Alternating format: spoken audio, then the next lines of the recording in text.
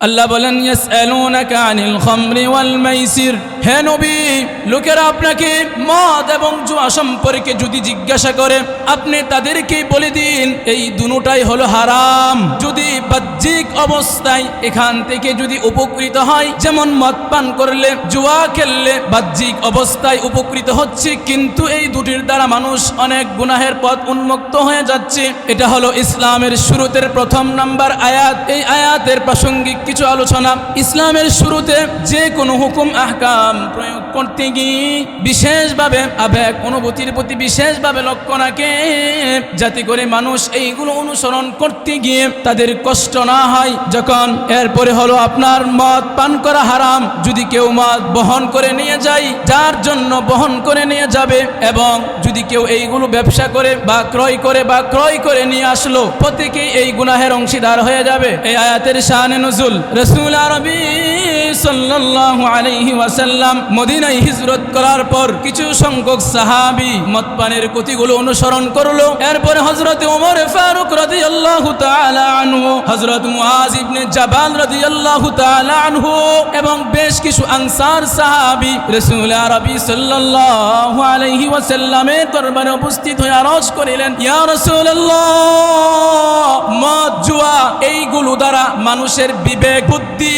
বিবেচনা এবং ধন সম্পদ গুলো নষ্ট হয়ে যাচ্ছে। এই ব্যাপারে আপনার নির্দেশ কি? তখনই আল্লাহ পাক রব্বুল আলামিন সূরাতুল বাকারার 219 নম্বর আয়াত নাজিল করে দিলেন। জোরে জোরে বলেন না সুবহানাল্লাহ। আল্লাহ তার প্রিয় হাবিবকে জানিয়ে দিলেন, যদি কোনো মানুষ আপনার কাছে জিজ্ঞাসা করে, মদ এবং জুয়া সম্পর্কে জিজ্ঞাসা করে, আপনি তাদেরকে বলে দিবেন এই দুটোটাই হলো হারাম। এইগুলোতে যদি কোনো উপকৃত হয়, কিন্তু এইগুলো দ্বারা মানুষের গুনাহের পথ উন্মুক্ত হয়ে যায়। এটা হলো ইসলামের শুরুতে প্রথম নাম্বার আয়াত। যখন হারাম হয়ে গেল, আয়াত নাজিল হয়ে গেল, এরপরে অনেক সাহাবী এইগুলো থেকে বিরত হয়ে গেল। এরপরে যখন দ্বিতীয় নম্বর আয়াতে কারিমা নাজিল হয়ে গেল, সূরাতুন নিসা 43 নম্বর আয়াত, সূরাতুন নিসা 43 নম্বর আয়াত নাজিল হয়ে গেল। আল্লাহ বলেন, ইয়া আইয়ুহাল্লাযীনা আমানু, আল্লাহ বলতেছেন, হে দুনিয়ার মানুষ, হে দুনিয়ার ইমানদার, ইয়া আইয়ুহাল্লাযীনা আমানু লা তাকরাবুস সালাতা ওয়া আনতুম সুকারা, ইয়া আইয়ুহাল্লাযীনা আমানু লা তাকরাবুস সালাতা ওয়া আনতুম সুকারা, হে ইমানদারগণ, মদ পান করে নেশাগ্রস্ত অবস্থায় তোমরা নামাজের দ্বারে কাছে যাইবা না। এবার শুনেন, এই আয়াতে কারিমা কেন নাজিল হলো, কোন সময় নাজিল হলো? একবার হযরতে আব্দুর রহমান ইবনে আউফ রাদিয়াল্লাহু তাআলা আনহু সাহাবায়ে কেরামের মধ্য থেকে কিছু সাহাবায়ে কেরামকে ওনার বাড়িতে দাওয়াত দিলেন। দাওয়াত দেওয়ার পরে পানাহার শেষ করে ফেললেন। তারপরে তাদের নীতি অনুযায়ী মদ পানের প্রতিযোগিতা শুরু হয়ে গেল। এক পর্যায়ে তারা মদ সকলে পান করলো।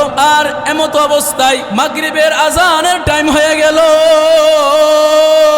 আজান পড়ার পরে তাদের সাথীদের মধ্য থেকে একজনকে ইমামতি করতে সামনে এগিয়ে দিলেন। ইমামতি করতে গিয়ে সে বলতেছে, কুল ইয়া আইয়ুহাল কাফিরুন। এই সূরাটি ভুল পড়তেছিল। এই সময়ের মধ্যে আল্লাহ তাআলা আয়াত নাজিল করে দিলেন। জুড়ে বলেন না সুবহানাল্লাহ। আল্লাহ বলেন, ইয়া আইয়ুহাল্লাযীনা আমানু লা তাকরাবুস সালাতা ওয়া আনতুম সুকারা। আল্লাহ বলেন, হে ইমানদারগণ, মদ পান করে নেশাগ্রস্ত অবস্থায় তোমরা নামাজের দ্বারে কাছে যাইবা না। যখন এই আয়াত নাজিল হয়ে গেল, সাহাবায়ে কেরাম অনেকেই এইগুলো থেকে পরিবর্তন করে ফেললেন। তারা চিন্তা করতেছে যে বস্তুটা আমরা পান করি, তার দ্বারা যদি আল্লাহর ইবাদত থেকে আমরা যদি গাফেল হয়ে যাই তাহলে তো চলবে না। যেহেতু আল্লাহ আয়াতে নাজিল করে দিলেন, অনেক সাহাবায়ে কেরাম মদ পান করা একবারে তারা এইগুলো ছেড়ে দিলেন। এরপরে কিছু সংখ্যক সাহাবী তারা শুধু নামাজের টাইম ব্যতীত অন্য সময় মদ পান করতেন। কেন? এখনো পুরাপুরি মদ হারাম হয় নাই, এই জন্যই শুধু নামাজের টাইম ব্যতীত বাকি সময় মদ পান করতেন। এরপরে 3 নম্বর আয়াত নাজিল হয়ে গেল মদ সম্পর্কে। সূরাতুল মাইদার 90 নম্বর আয়াত আল্লাহ নাজিল করে দিলেন। আল্লাহ বলেন, ইয়া আইয়ুহাল্লাযীনা আমানু ইন্নামাল খামরু ওয়াল মাইসির والأنصاب والأزلام رجس من عمل الشيطان فاجتنبوه لعلكم تفلحون। আল্লাহ বলেন, হে ঈমানদারগণ, মদ, জুয়া, দেব দেবী, এইগুলো নেশা জাতীয় জিনিস, এইগুলো শয়তানের কুকর্ম। ফাজতানিবুহু, সুতরাং তোমরা এগুলো থেকে পরিবর্তন হয়ে যাও। লাআল্লাকুম তুফলিহুন, তাহলে তোমরা সফল কাম হয়ে যাবে। এই আয়াতের শানে নজুলটা শুনেন। একদিন হযরতে আতবান ইবনে মালিক রাদিয়াল্লাহু তাআলা আনহু সাহাবায়ে কেরামকে দাওয়াত দিলেন তার বাড়িতে। বাড়িতে আসার পরে এদের মধ্যে একজন সাহাবী ছিলেন হযরত সাদ ইবনে আবি ওয়াক্কাস রাদিয়াল্লাহু তাআলা আনহু। তাদের নীতি অনুযায়ী খাবার শেষ করে ফেলল। খাবার শেষ করার পরে মদ পানের প্রতিযোগিতা শুরু হয়ে গেল। মদ পান করে তাদের নীতি অনুযায়ী তারা নিজেদের বংশ এবং পূর্ববর্তী পুরুষদের বংশ নিয়ে আলোচনা করবে। এমত অবস্থায় হযরত সাদ ইবনে আবি ওয়াক্কাস রাদিয়াল্লাহু তাআলা আনহু একটি কবিতা আবৃত্তি করলেন আনসারদের সাহাবীদের বিরুদ্ধে এবং নিজেদের বংশকে উত্তীর্ণ করবার জন্য। এতে আনসার সাহাবীরা বিরক্ত হয়ে হযরত সাদ ইবনে আবি ওয়াক্কাস রাদিয়াল্লাহু তাআলা আনহুর মাথার মধ্যে হাড্ডি দ্বারা এমন জোরে আঘাত করলেন। আঘাত করার পরে হযরত সাদ ইবনে আবি ওয়াক্কাস রাদিয়াল্লাহু তাআলা আনহু মারাত্মকভাবে ব্যথা পেয়ে গেলেন। ব্যথা পাওয়ার পরে হযরত সাদ ইবনে আবি ওয়াক্কাস রাদিয়াল্লাহু তাআলা আনহু রাসূলের দরবারে গিয়ে বিচার দিলেন। বলতেছে, যখন অভিযোগ করলেন, অভিযোগ করবার পরে সঙ্গে সঙ্গে রাসূল আরবি সাল্লাল্লাহু আলাইহি ওয়াসাল্লাম আল্লাহর দরবারে দুটুকু হাত বাড়িয়ে দিলেন। বলেন না সুবহানাল্লাহ। রাসূল আরবি সাল্লাল্লাহু আলাইহি ওয়াসাল্লাম বলতেছেন, আল্লাহুম্মা বাইয়িন লানা ফিল খামরি বায়ানান শাফিআন। ওগো আল্লাহ, মদ এবং জুয়া সম্পর্কে আপনি আমাকে একটি পরিষ্কার বিধান দিয়ে দেন।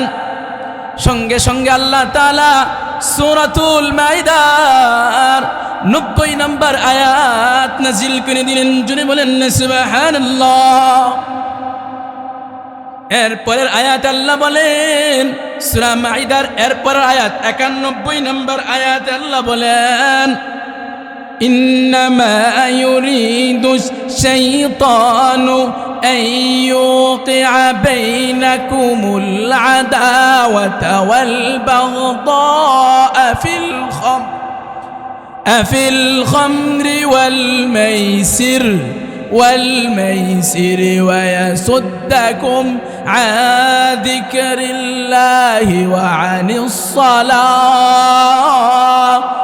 فهل أنتم منتهون আল্লাহ বলেন ইন্নামা ইউরিদুশ শাইতান, শয়তান শুধু মদ এবং জুয়া দ্বারা মানুষের মধ্যে পরস্পরে শত্রুতা সৃষ্টি করে দেয়। শয়তান আরো কি চাই বলেন, ইন্নামা ইউরিদুশ শাইতানু আইয়ুকিআ বাইনাকুমুল আদাওয়াতা ওয়াল খামরা ফিল মাইসির ওয়া ইয়াসুদ্দাকুম আন যিকরিল্লাহ। শয়তান আরো চাই ওয়া ইয়াসুদ্দাকুম আন যিকরিল্লাহ, আল্লাহর স্মরণ থেকে, ওয়া আনিস সালাহ, এবং সালাত থেকে বিরত রাখতি। ফাহাল আনতুম মুনতাহুন, আল্লাহ বলেন তোমরা কি এদের থেকে বিরত হইবা না?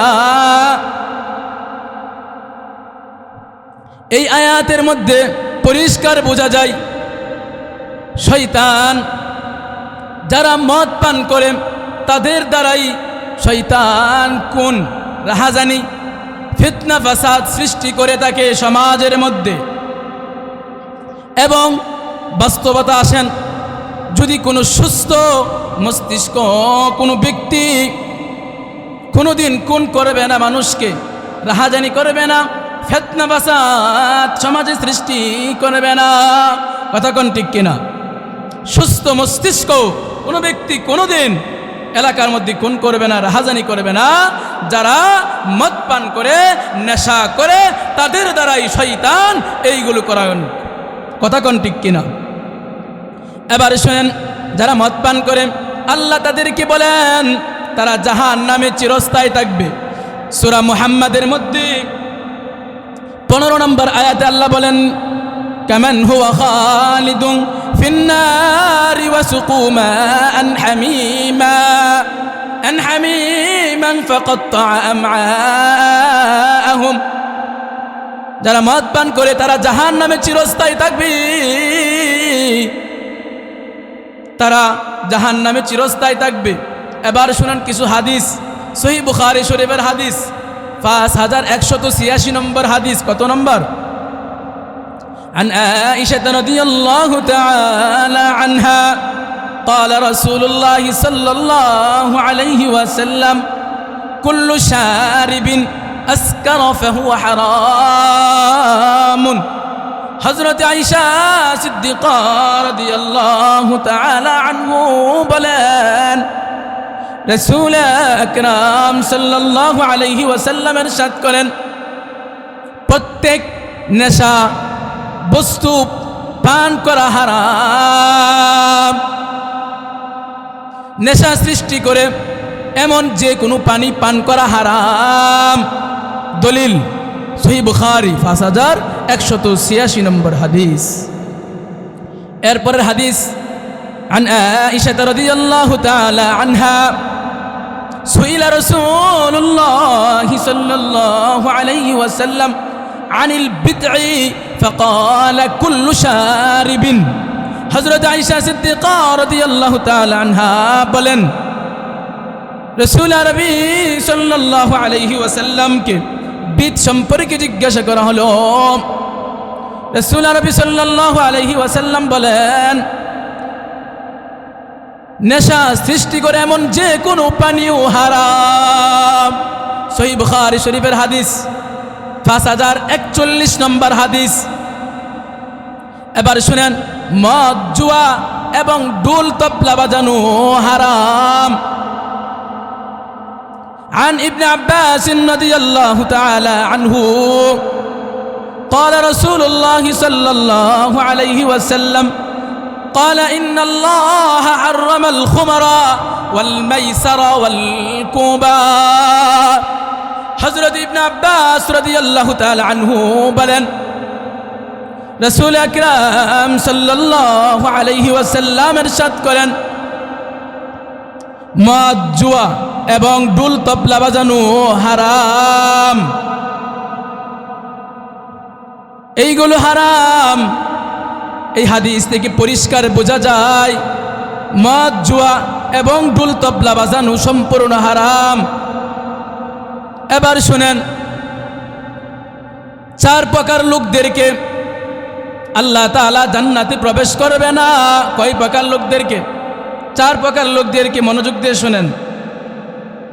আল্লাহ তাআলা বলেন, عن عبد الله بن عمر رضي الله تعالى عنه قال قال رسول الله صلى الله عليه وسلم قال لا يدخل الجنة عاق ولا قمار ولا منان। এই হাদিসে বলেন, হযরত আব্দুল্লাহ ইবনে আমর রাদিয়াল্লাহু তাআলা আনহু বলেন, রাসূল আকরাম সাল্লাল্লাহু আলাইহি ওয়াসাল্লাম ইরশাদ করেন, 4 প্রকার লোকদেরকে আল্লাহ তাআলা জান্নাতে প্রবেশ করাবে না। কয় প্রকার লোকদেরকে? 4 প্রকার লোকদেরকে আল্লাহ তাআলা জান্নাতে প্রবেশ করাবে না। 1 নাম্বার হলো, যে ব্যক্তি পিতা মাতার সাথে অবাধ্য আচরণকারী সন্তান, জান্নাতে প্রবেশ করবে না। 2 নাম্বার হলো, জুয়ারি জান্নাতে প্রবেশ করবে না। যে ব্যক্তি জুয়া খেলে সেই ব্যক্তি জান্নাতে প্রবেশ করবে না। 3 নাম্বার হলো, উপকার করে কুটা দানকারী জান্নাতে প্রবেশ করবে না। যেমন দুনিয়াতে আমি একজন মানুষের উপকার করলাম, আপনি একজনের উপকার করলেন, কিছুদিন পরে তার কুঠা দিয়ে দিলেন। যদি আপনি কুঠাটা দিয়ে দেন, আল্লাহ বলেন তাহলে তুমি জান্নাতে প্রবেশ করবে না। এবার শুনেন, 4 নাম্বার হলো, যেই ব্যক্তি মাদক সেবনকারী জান্নাতে প্রবেশ করবে না। এর আরেক হাদিসে বর্ণিত হয়েছে, عن ابن عمر رضي الله تعالى عنه قال قال رسول الله صلى الله عليه وسلم قال 3 قد حرم الله عليهم الجنة مدمن الخمر والعاق والديوث الذي يقرب في الخمر। حضرت ابن عمر رضي الله تعالى عنه বলেন, রাসূল আকরাম সাল্লাল্লাহু আলাইহি ওয়াসাল্লাম ইরশাদ করেন, 3 ব্যক্তিকে জান্নাতে প্রবেশ করাবে না। মদ, যে ব্যক্তি মদ পান করে, মদ পানকারী এবং বেপরদা মহিলারা জান্নাতে প্রবেশ করবে না। যে হাদিসটা পাঠ করেছি, মদ পানকারী এবং বেপরদা মহিলারা জান্নাতে প্রবেশ করবে না। قال 3 قد حرم الله عليهم الجنة। এই হাদিসে বলেন, হযরত ইবনে উমর রাদিয়াল্লাহু তাআলা আনহু বলেন, রাসূল আকরাম সাল্লাল্লাহু আলাইহি ওয়াসাল্লাম ইরশাদ করেন, 3 ব্যক্তিকে জান্নাতে প্রবেশ করানো হবে না। 1 নাম্বার হলো মদ পান করা। যে ব্যক্তি মদ পান করে, সর্বদাই মদ পান করি, এই ব্যক্তিকে আমার আল্লাহ জান্নাতে প্রবেশ করাবে না। 2 নাম্বার হলো, মাতা পিতার সাথে অবাধ্য আচরণকারী, জান্নাতে প্রবেশ করাবে না। 3 নাম্বার হলো, ওয়াদ্দায়ুসিল্লাযী ইউকররিবু ফিল খামরি ওয়াল মাইসিরি ওয়া ইয়াসুদ্দাকুম আন যিকরিল্লাহি ওয়া আনিস সালাম। ওয়াদ্দায়ুস, 3 নাম্বার হলো দায়ুস, অর্থাৎ যে ব্যক্তি তার পরিবার পরিবস্ত লোকদেরকে অশ্লীল কাজ করার সুযোগ সৃষ্টি করে দেয় এবং তার স্ত্রী কন্যা অশ্লীল কাজে জড়িত, এইগুলো দেখার পরে সে বাধা প্রদান করে না, এই ব্যক্তি জান্নাতি প্রবেশ করবে না। সাধারণ আসেন, যেই সব মহিলারা বেপরদা চলাফেরা করি, পুরুষের সংস্রবে যায়, তাদের সাথে হাসি তামসা করি, কথা বলি, হাদিসের পরিভাষায় বলা হয় তাদেরকে দায়ুস বলা হয়। আর সহজ ভাষায় বুঝেন, সাধারণত যেই সব পুরুষ তার ফ্যামিলিকে অশ্লীল কাজ করার সুযোগ সৃষ্টি করে দেয়, তারা জান্নাতে প্রবেশ করবে না। দেখেন, আপনি বাস্তবতা আসেন, স্বামী তার স্ত্রীকে ভিডিও আপলোড করে দেয়, ভিডিও করে ফেসবুকে আপলোড করার পরে এখান থেকে দুনিয়ার কিছু টাকা উপার্জন করতেছি, কিন্তু ওই স্বামী জানে না যে আল্লাহ বলেছেন আপনার স্ত্রী আপনার কন্যাকে যদি আপনি অশ্লীল কাজ করার সুযোগ সৃষ্টি করে দেন, আল্লাহ আপনাকে জান্নাতি প্রবেশ করাবে না, জান্নাতি প্রবেশ করাবে না। আপনার ছেলে মেয়ে, আপনার মেয়ে, আপনার স্ত্রী গুনার কাজ করতেছে আপনার সামনে, আপনি বাধা দিচ্ছেন না, এই জন্য আপনি জাহান্নামী হয়ে যাবেন। এই জন্যই আপনার এই হাদিস থেকে আপনার শিক্ষা নিতে হবে, আপনি স্বামী আপনি আপনার স্ত্রীকে অশ্লীল কাজ করার সুযোগ সৃষ্টি করা দেওয়া যাবে না।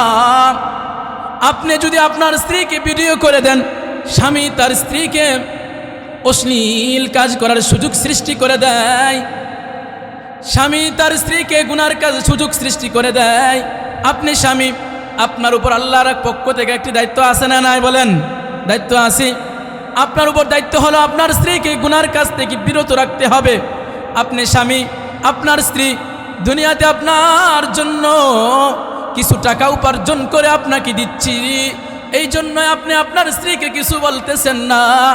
ও বাবা, শুনে রাখো, আপনি যদি আপনার স্ত্রীকে যদি গুনার কাজের করার সুযোগ সৃষ্টি করে দাও, তাহলে আপনার ঠিকানা হয়ে যাবে কোথায়? আপনার ঠিকানা হয়ে যাবে জাহান্নামী। আপনি স্বামী, আপনি পিতা, আপনার মেয়ে আপনার সামনে গুনার কাজ করি, আপনি বাবা হয়ে বাধা দেন না। আপনি যদি বাধা না দেন, তাহলে আপনি চলে যাবেন জাহান্নামে। কেন যাবেন? আপনার চোখের সামনে আপনার মেয়ে গুনার কাজ জড়িত, মোবাইল দ্বারা টিকটক করে নাচে, বিভিন্ন ফেসবুকে আপলোড করে, এইগুলো দেখতেছেন, দেখার পর আপনি বাধা দিচ্ছেন না, এই জন্যই আপনি জাহান্নামে হয়ে যাবেন। বাবারা, এই জন্য যারা বাবা হয়েছেন, আপনার স্ত্রীকে আপনি গুনার কাছ থেকে বাধা দিতে হবে, আপনার কন্যাকে গুনার কাছ থেকে বাধা দিতে হবে।